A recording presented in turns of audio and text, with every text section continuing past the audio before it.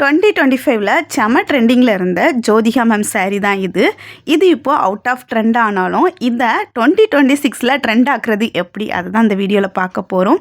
இந்த சாரீ ரொம்பவே ஷைனிங்காக இருக்குது. பல்லு ரொம்பவே கிராண்ட் லுக்கில் இருக்குது. ப்ளவுஸுமே நல்லா சூப்பராக ஷைனிங்காக இருக்குது. இந்த சாரியை அப்படியே வியர் பண்ணால் கண்டிப்பாக அவுட் ஆஃப் ட்ரெண்டு தான். இந்த ட்ரெண்டுக்கு ஏற்றால இதை எப்படி கஸ்டமைஸ் பண்ண போகிறோம் அதுதான் நம்ம பார்க்க போகிறோம்.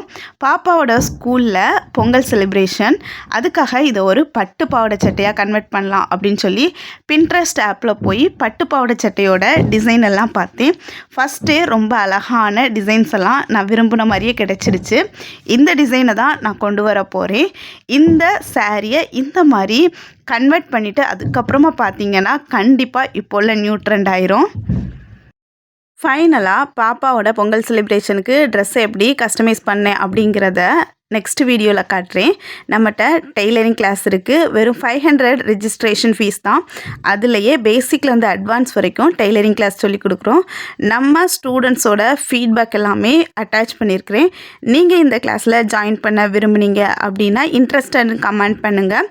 உங்களுக்கு கிளாஸை பற்றின ஃபுல் டீட்டெயில்ஸ் சொல்கிறேன். நீங்களும் ஜாயின் பண்ணி இந்த மாதிரி ட்ரெஸ்ஸஸை உங்கள் குட்டீஸ்க்கு